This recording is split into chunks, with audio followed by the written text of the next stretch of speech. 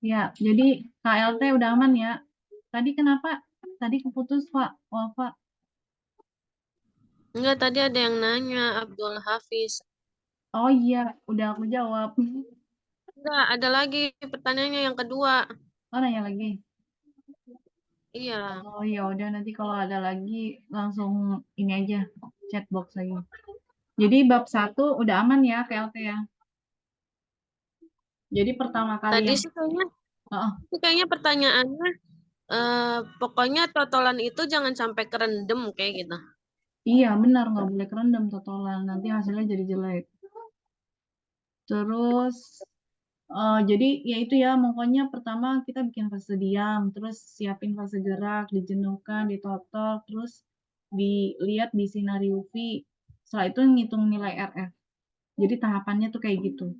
KLT itu sebenarnya cenderung lebih aman menurut aku karena dia lebih ke arah praktikal, ya kan? Udah ya. Berarti selanjutnya yang kedua itu spektro. Spektro itu kalau ini kita kemarin langsung ekstrak ya, bukan plat.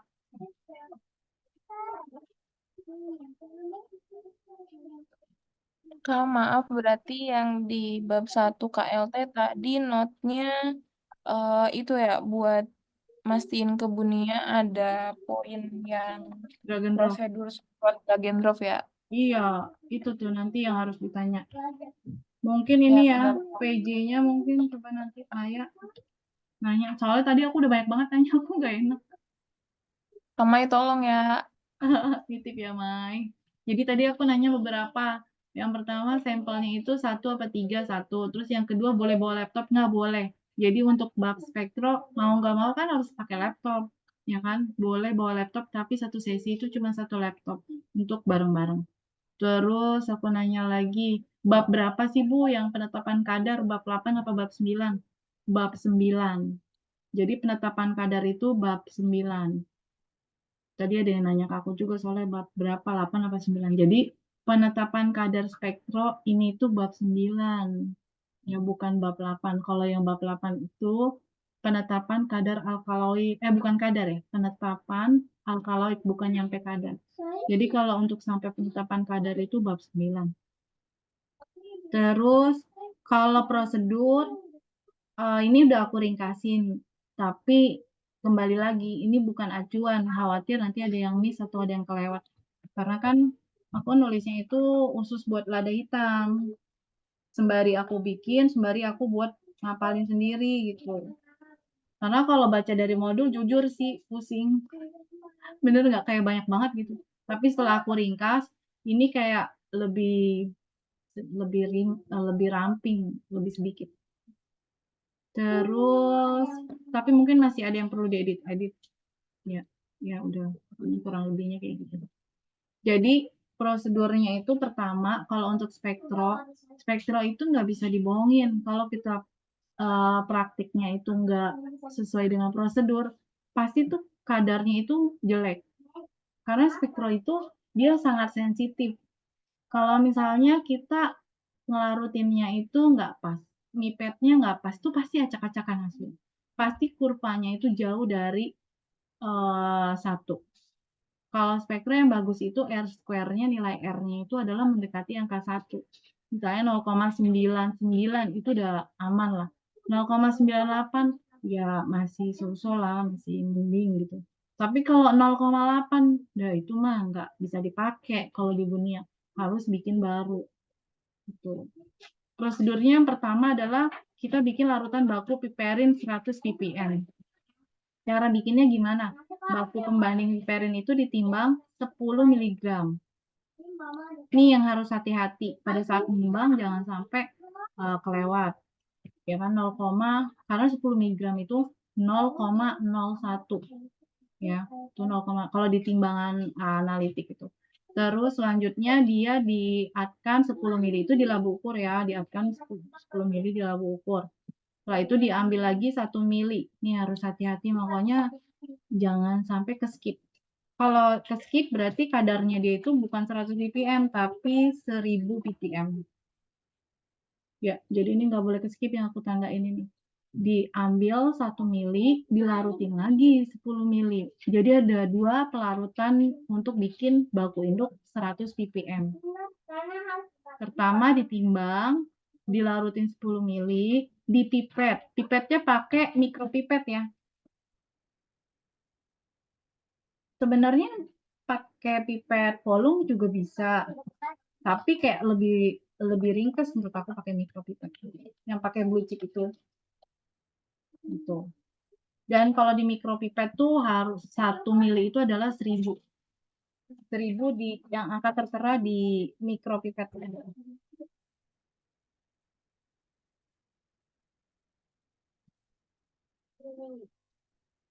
Ya, gitu ya. Terus selanjutnya penentuan panjang gelombang maksimal. Nah, di sini ini kita harus mau nggak mau, suka nggak suka harus tahu cara prosedur si spektrofotometer UV-nya harus tahu. Nah, aku baru nemu tuh filenya, nanti aku kasih deh. Jadi filenya itu dari zaman waktu Bu Prisil. Bu Prisil itu dulu bukan kimia farmasi ya, fisika. Di pelajaran fisika farmasi itu ada tentang bab spektro. Di situ ada prosedurnya. Kita menentukan panjang gelombang maksimal itu pertama pencet dulu spektrum, terus metode, masukin belangko keduanya di baseline, di auto zero dulu, di baseline dulu. Nah, itu ada nanti tinggal ngikutin aja yang ada di situ. Kalaupun ada yang ngerekam atau nge-record, ya itu kebantu dengan tulisan itu nanti. Jadi kan kita nggak tahu nih, nanti dapat itu KLT atau spektro. Jadi artinya kita harus belajar ketiga babnya. Kalau misalnya udah ditentuin di awal, sebenarnya lebih enak kita belajar cuma 1 bab. Tapi kita nggak bisa milih, karena itu kan ditentuinnya nanti pada saat praktikum. Terus penentuannya gimana? Jadi yang tadi yang 100 ppm itu dimasukin ke dalam spektro, satunya belangko, kan ada 2 tempat tuh, ada 2 sok. Yang satu sok, yang satunya itu belangko, yang satunya yang 100 ppm. Caranya yaitu spektrum, metode, terus auto zero, baseline. Pertama kita masukin dulu panjang gelombang. Dia kalau di spektro itu dia yang besar dulu, yang 400 ke 200. Jadi nanti kalau misalnya praktik tuh lebih gampang ya, karena udah tahu teorinya. Jadi masukin dulu panjang gelombang 400 sampai 200, terus juga pilih speednya yang cepat, yang fast, terus habis itu klik finish, setelah itu apalagi ya, pencet start. Pokoknya dia itu nanti keluar nilai absorbansi yang paling besar, nih aku tambahin. Jadi absorbansi itu misalnya ada berapa macam ya, ada 5 atau 3 atau bahkan ada 1 gitu. Absorbasi yang paling tinggi nilainya berarti itu adalah panjang gelombang maksimal. Gitu ya. Ini aku tandain. Jadi nanti kalau misalnya keluar nilai absorbansi yang lebih dari 1, pilih yang paling tinggi. Jadi itu sebagai panjang gelombang maksimal. Terus selanjutnya bikin larutan seri. Jadi kalau yang tadi dari 100 ppm itu kan kita udah ukur panjang gelombang maksimalnya. Kita ambil berurutan nih 0,1, 0,3, 0,9. Ini diambil dari baku induk yang 100 ppm. Dari yang metode yang pertama. Setelah itu kalau udah diambil, dilarutin lagi di dalam masing-masing labu ukur. Jadi diambilnya itu kalau pakai mikropipet 0,1 itu 100, 0,3 itu 300. Angka yang ada di mikropipet ya. Kalau 0,6 berarti 600, 0,9 900. Terus konsentrasinya jadi berapa? Konsentrasinya 1369. Jadi pas di tabel itu bukan 0,1. Di tabel itu kan konsentrasi sama absorbansi. Jadi yang dimasukin itu angka 1, 3, sama 9. Itu ya. 1, 3, dan 9. 3, 6, 9. Terus selanjutnya bikin kurva. Kurva ini pasti udah pada bisa. Kan kayak waktu kita pelajaran Bu siapa? zaman matematika ya, Bu Farida. Itu untuk mencari persamaan regresi linier. Udah, setelah itu pengukuran kadar. Nah, di sini yang agak beda dari modul, di modul itu adalah plat KLT yang dikerok, bener nggak? Nah, kita ini yang diukur itu bukan plat KLT, tapi kita yang diukur adalah ekstrak. Jangan salah ya. Jadi ekstrak itu ditimbang 10 mg, terus dilarutkan sampai 10 mili. Ini perlakuannya hampir sama kayak baku ya. Jadi diambil 1 mili dari yang dilarutin tadi, terus dilarutin lagi dalam labu ukur 10 mili. Jadi urutannya hampir sama. Cuman bukan plat KLT, tapi si ekstrak. Setelah itu dikocok. Setelah dikocok, langsung dimasukin ke dalam kupet, diukur panjang gelombangnya yang tadi. Terus setelah itu, kan kita tadi udah dapat tuh persamaan regresi. Kita masukin nilai absorbansinya, terus dihitung. Ini misalnya nih, kayak ekstrak ini aku nilai absorbansinya 0,144. Nah, kita hitung pakai persamaan regresi yang tadi ya. Caranya gimana? Ini perlu nggak sih dijelasin? Ini udah ngerti semua ya? Beda, coba sekilas aja. Ada yang Boleh mau pas yang ditanya nggak? hasil konsentrasi kali, Kak. Kenapa? Yang pas dari hasil konsentrasi boleh kali. Hasil konsentrasi. Oh iya, jadi nggak semuanya ternyata diajarin, Vi. Jadi tadi aku minta sama Dwi, ada Dwi ya, itu kelas 1B ya. Ternyata disangkainnya nilai X itu adalah persen. Nih, kalau di sini 3,16 ini, kan pertama kita mencari persamaan regresi ini kan dapat, nilai R-nya dapat.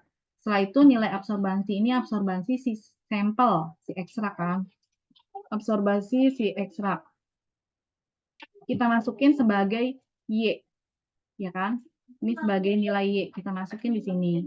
Udah, ini salin aja semuanya ke sini, udah. Setelah itu kita cari nilai X. Jadi di antara persamaan ini, yang belum diketahui adalah nilai X. Gimana cari nilai X-nya? Pertama, yang pindah itu yang ini, pindah ke kiri. Karena dia pindah, hasilnya jadi negatif. Jadi yang pindah itu bukan yang X-nya ya, tapi yang pindah itu yang, karena kalau X itu pindah kan jadi negatif. Sebenarnya bisa juga negatif bagi negatif, tapi menurut aku agak ribet. Jadi yang pindah itu angka yang sebelah kanan ini pindah ke kiri, jadi hasilnya negatif. Negatif 0,0, iya, 0,0143. Jadi dikurang 0,144 dikurang 0,0143 hasilnya 0,1297. Untuk mencari X tinggal dibagi yang 0,1297 dibagi 0,0124. Gitu ya. Hasilnya 3,16. Jadi 3,16 ini bukan persen. Ini belum persen. Atau belum dalam bentuk gram. Bukan. Jadi masih dalam bentuk, ini bukan ya. Jadi bukan. Dia masih dalam bentuk ppm. ppm itu miligram per liter. Nah, gimana kalau biar dia jadi gram? Maka dia harus dikali liter per 1. Jadi liternya hilang, sisanya tinggal miligramnya. Gitu. Sedangkan kita, volume yang kita tadi larutin itu, volume ekstraknya itu dilarutkan dalam 10 mili. 10 mili dijadiin liter 0,01 liter. Jadi 3,16 ini ppm dikali 0,01 liter. Hasilnya hasilnya masih gini ya. Kayaknya hasilnya ada yang salah. Oh iya ya, ini hasilnya salah ya. Sebentar ya, aku revisi. 0,0316, Kak. Ya, berapa sih? 0,016. 0,0316. Nah, ini masih dalam bentuk miligram. Nah, supaya dia belum ya, Pi. Dia masih dalam bentuk Belum. miligram, tapi karena kita tadi diencerin sekali lagi, maka dikali dengan faktor pengenceran. Kita diencerinnya sekali lagi dengan 10 mili lagi. Jadi di sini dikali faktor pengenceran. Jadinya berapa, Fik? 0,316 316. dibagi 1000 ya. Iya, 0,0003 kali 316. 6, Kak. iya. Terus dibagi 0,01, Fik.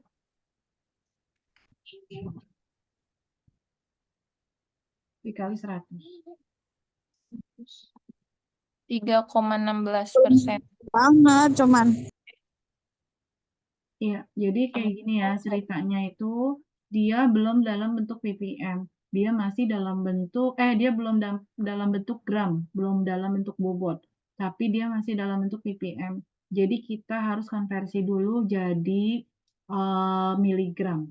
Setelah jadi miligram, kita kali faktor pengenceran, terus kita jadiin gram. Karena kalau kadar itu dia itu dalam bentuk gram, jadi nggak boleh miligram per gram, nggak boleh. Miligram per miligram boleh nggak? Nggak boleh juga. Setahu aku B per D itu adalah gram per gram. B per V itu adalah gram per mili. Jadi tetap dikonversiin menjadi gram semua. Gitu. Ada yang mau ditanya lagi? Kak mau make sure. Mm-mm. Ya, nomor 2 penentuan panjang gelombang maksimal. Ini Iya, kan yang larutan baku induk piperin yang telah dibuatnya itu kita ngambilnya yang udah diencerin ya, bukan yang pertama kan? iya, benar. Kalau Kalau yang yang pertama pertama itu 1000. biasanya kan buat banyak kelompok kan, yang Iya, 1000 ppm. buat sekelas. Kalau yang pertama. Ini yang kita ambil 1 mili ya, dilarutin dalam laku ukur 10 mili. Iya, benar. Jadi Oke. kalau bisa tuh agak dijauhin, ya kan? Yang Iya. 1000 ppm itu jangan sampai kedempet-dempetan. Nanti kita keder. Jadi kalau bisa udah ngambil 1 mili, yang 1000-nya udahlah agak dipinggirin gitu. Terus langsung buru-buru di level ini. Kan mau diukur panjang gelombangnya juga kan. Gitu ya. Terus udah ya. Jadi kesimpulannya adalah panjang gelombang berapa, yang maksimalnya lambdanya maksimal itu berapa. Terus persamaan regresi linearnya itu berapa, itu harus ada di kesimpulan. Terus absorbansi dari ekstrak itu berapa, sama persennya tadi 3,5. Gitu. Persen. Oke, Kak. Mau lagi yang pas blanko. Itu Iya. kan yang di dalam mesin spektronya itu kan ada 2, satu blanko, Mm-mm. satu lagi itu buat auto zeronya kan kita pertama auto zero dulu yang baseline. Itu kita Iya. langsung masukinnya si piperin atau blanko dua-duanya?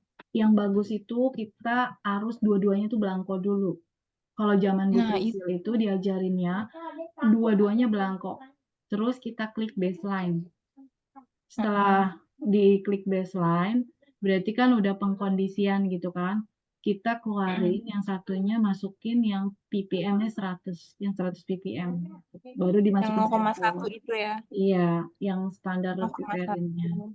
Baru kita klik lagi auto zero sama baseline lagi sampai dia panjang gelombangnya udah berhenti di 400, baru dipencet start. Nah, itu nanti aku ada itunya kan ya, ada filenya, jadi ikutin aja urutannya gitu, untuk lebih jelasnya. Karena kalau ngomong di sini kan tanpa ngelihat tulisannya urutan step by stepnya, nanti malah bikin bingung gitu. Ada lagi yang mau ditanya untuk ininya spektro, aku kasih file dari Bu Prisil.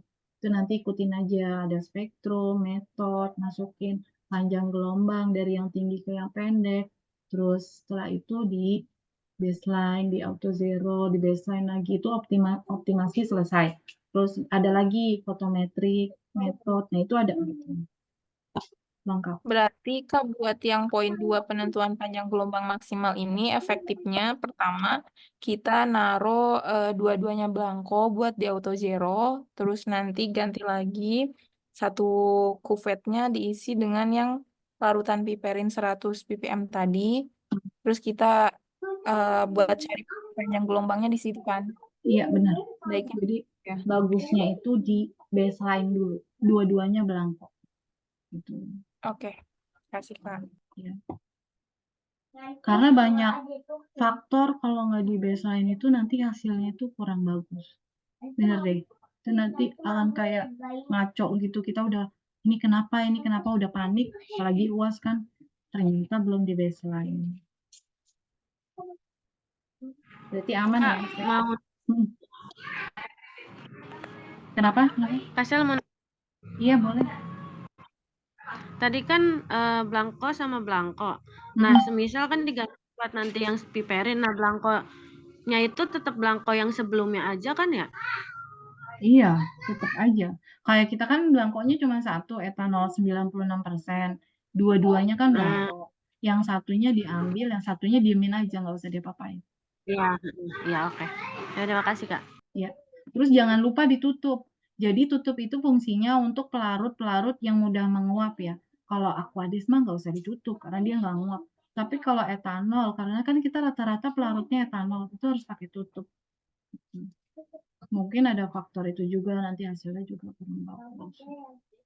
Udah ya, berarti insya Allah spektro aman ya. Jadi tahapannya bikin dulu larutan induk BPFI, terus dibikin seri, ditentuin panjang gelombangnya, baru ke ekstrak, terus ekstrak nggak perlu pakai seri, ekstrak tinggal diencerin, dimasukin kuvet, selesai. Dan faktor spektro ini sensitif, jadi nggak boleh kayak kita buru-buru mau cepet, nah tapi nanti malah jadi kita ngulang lagi gitu. Nggak bisa dibohongin spektro.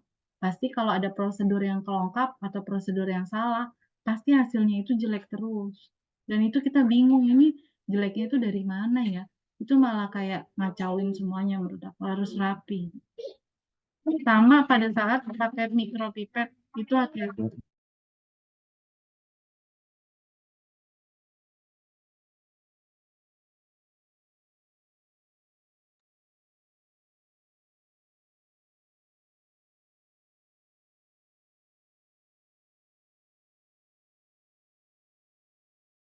Mikropipet itu nggak boleh nyampe bawah, harus dia ketika tek gitu udah, jangan diterusin lagi sampai bawah. Kalau diterusin lagi sampai bawah itu, kemarin itu aku sempet ada salah juga tuh, ke pencet sampai bawah banget, jadi itu malah jadinya 1 mili, harusnya aku ngambil cuma 800 atau 0,8, jadi kepencet jadi 1 mili. Itu emang sensitif banget mikropipet.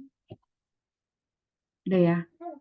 Jadi selanjutnya penetapan BJ minyak atsiri pada minyak kayu putih, minyak serai.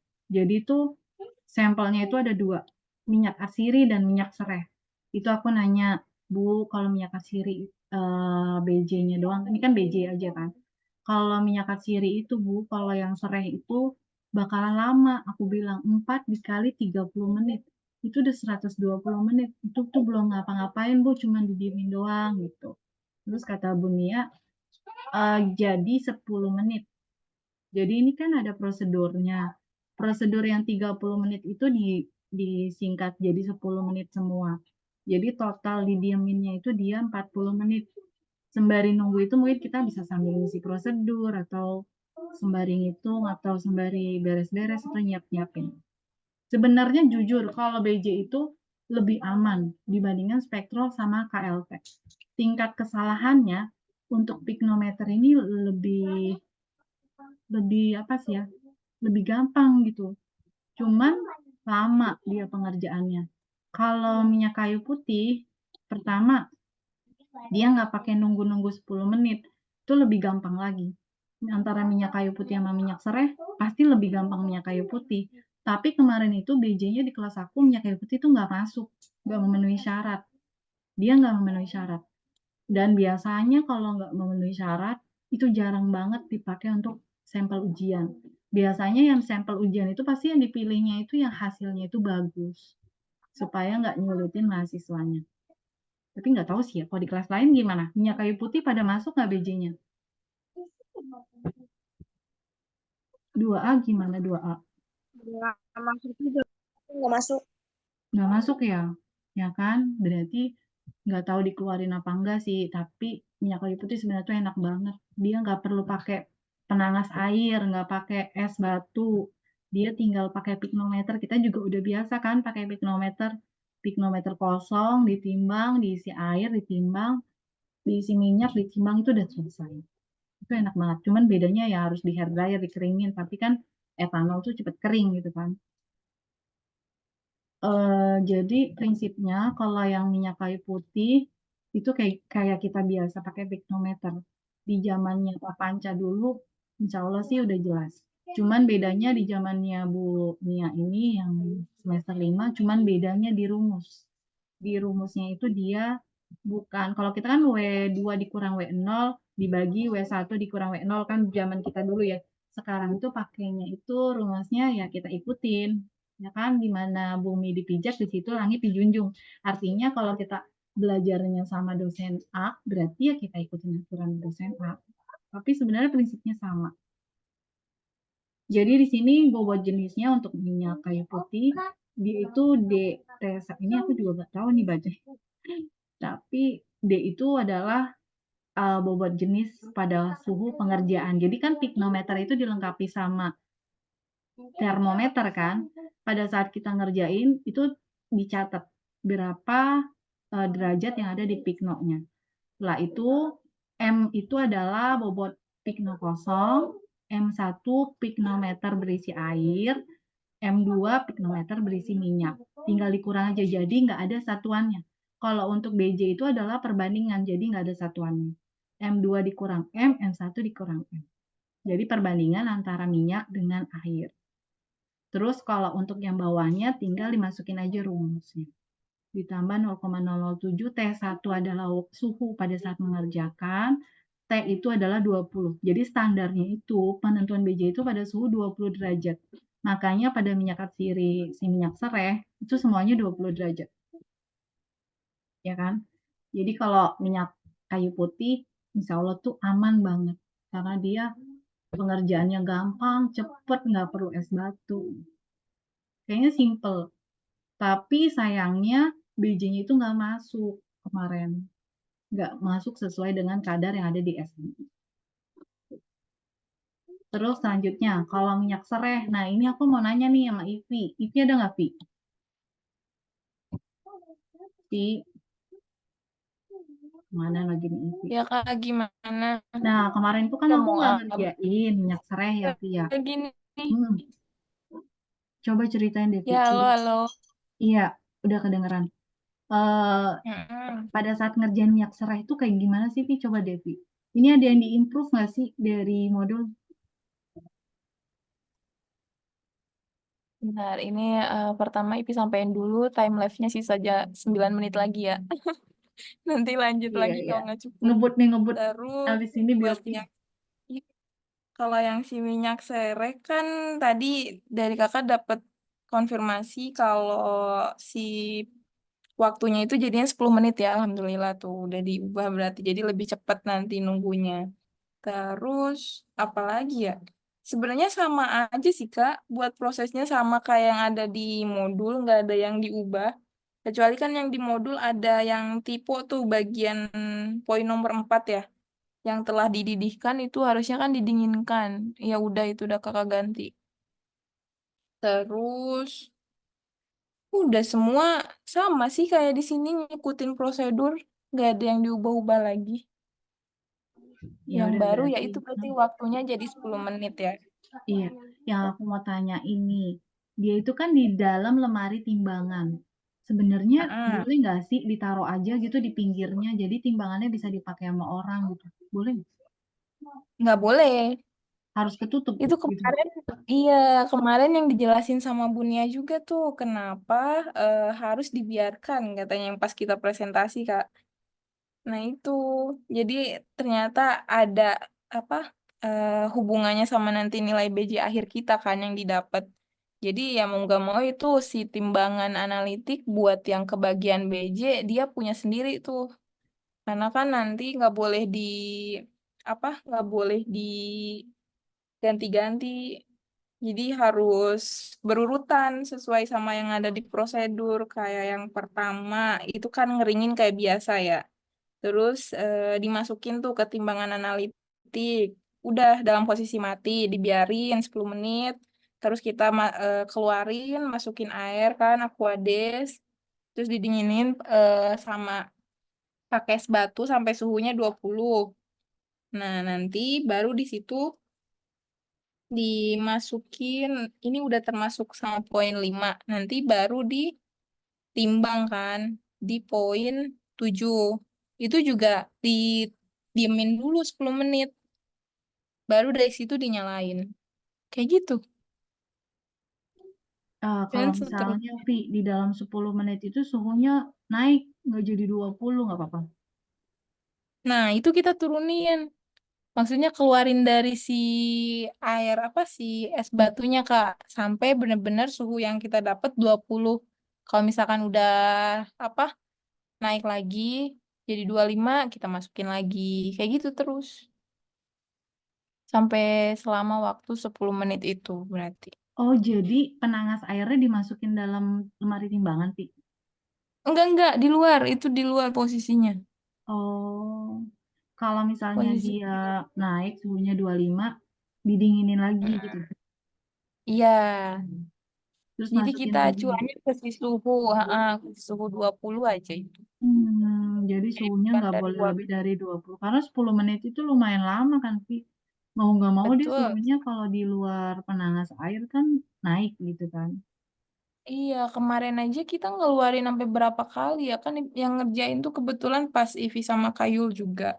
Jadi itu Hmm, kita ngeluarin dari es batu, udah suhunya naik kita masukin lagi. Jadi sampai diliatin juga tuh termometernya. Nggak Bukan boleh cuman lebih waktunya dari. aja ya di sini, Oh, buat yang poin hmm. 5. Ya, ya, oke. Terus Tuh. hasilnya bagus ya, Via. Kalau untuk yang minyak serai ya, masuk syarat ya. Iya, alhamdulillah masuk dia 0,88 Oke. Ya udah sesuai sih. SNI. Paling tinggal minta jurnalnya aja, Pi, kalau yang aromatik serai. Oh iya ya Kak. Terus Belum ya, saya nggak. perhitungannya kalau yang itu lebih gampang ya, Via. Kalau yang minyak serai cuma tinggal masukin aja M2 dikurang M1, M2 dikurang M dibagi M1 dikurang M. Iya, Mas kecil. Ya Allah, kecil banget. Iya, kayak gitu. Kalau Hmm. perhitungannya sama semua kan, Kak? Yang minyak kayu Kalau putih juga minyak kayak kayu gini. putih ada lagi dia ditambahin Oh, satu apa tuh? rumusnya ada dua dia. Nih dia ada T1 ditambah 0,007 kali T1 minus T. Ya udah alhamdulillah finish. Jadi kalau untuk BJ tantangannya adalah ketika dapat minyak serai. Kalau minyak serai itu bakalan timbangannya itu berebut. Timbangannya itu dikekep kan ya. Pasti yang lain agak gondok ya. Mau nimbang nggak bisa gitu. Iya, Cuman nggak ada harus pilihan beda lain kan. sendiri ya. Nggak bisa juga. Kalau misalnya kita pinjemin ya kita nggak bisa ngerjain juga. Gitu. Palingan kalau mau cari aman, yaudah yang mau nimbang nimbang nih, soalnya mau dipakai 10 menit, ya udah pada nimbang gitu kan. Ya udah kan kita hak milik kita tuh 10 menit. Oke, Udah ya. Kak, berarti buat yang si minyak atsiri ini pengujiannya yang bakal besok diuji itu cuman penentuan bobot jenis ya. Iya, BJ doang. Bener nggak sih? Yang lain gimana yang lain? Karena setahu aku Kalau yang dari info yang Kak Maya share sih itu ya. Tapi Pi doang takut kan. semuanya. Hmm. Yang IPI Enggak bilang kan ya? pengenceran itu, Pi, yang dipakai itu karena buat Mm-mm. yang kelarutan. Tapi kan kita nggak Ya nentuin makanya itu. Berarti enggak kan ya? BJ iya. doang ini. Mm-mm. Ini etanolnya Ya nggak pakai. udah. Sebenarnya. Kak, mau Berarti nanya lagi, mau yang Mm-mm. mau minyak serai coba. Kenapa tuh minyak Maaf Kak serai? Sel, Mm-mm. coba mau lihat dulu. Tadi kan dia habis didiamin ke apa? Ke penangas air kan udah selama 10 menit nih. Mm-mm. Terus habis itu kan ditaruh di timbangan juga 10 menit. Nah, Mm-mm. berarti habis itu nggak usah diangkat kan langsung dinyalain aja ya, Kak? Ya itu tadi Hmm, deh, patokannya teh suhunya. Kalau suhunya dia naik, kudu dikeringin dulu. Iya, nggak perlu dinyalain timbangannya. Timbangannya nggak perlu iya kan? dinyalain. Timbangannya nggak perlu dinyalain. Yang penting di dalamnya aja gitu. Sama patokannya suhu. Kalau suhunya naik, mau nggak mau kita harus dinginin lagi. Karena kita ngitungnya ini di rumus itu semuanya 20 derajat. Ya kan? Nih, semuanya itu masanya itu dalam 20 derajat. Baik dalam berisi air, berisi minyak, semuanya 20 derajat. Jadi suhunya itu harus dijaga. Kalau suhunya nanti nggak dijaga, nanti hasilnya BJ-nya takutnya beda. Ya kan? Berarti minyak serehnya terkena udara suhu kamar, nanti dia akan mungkin jadi lebih encer apa gimana, makanya itu ngaruh ke BJ-nya. Alhamdulillah finish. Ada yang mau tanya lagi? Kakak yang itu Kak, yang pas bagian apa tuh pignometernya itu kapasitasnya berarti yang dipakai sesuai praktikum juga 10 mili ya? Pignometernya nanti.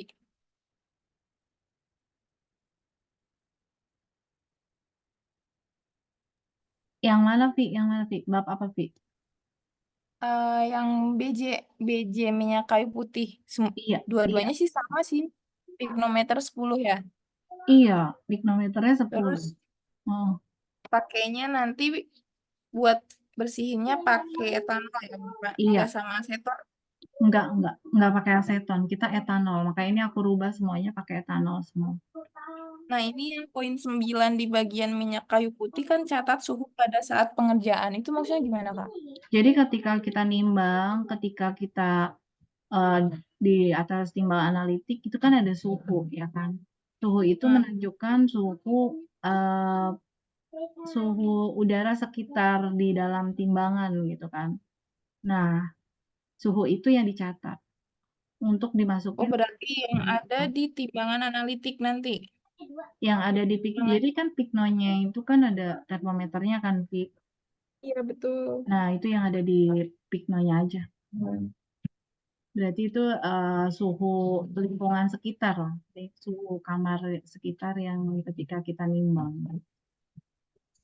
Itu nanti dimasukin dalam rumus sebagai T1. Makanya harus dicatat. Nggak ada yang aneh sih. Berarti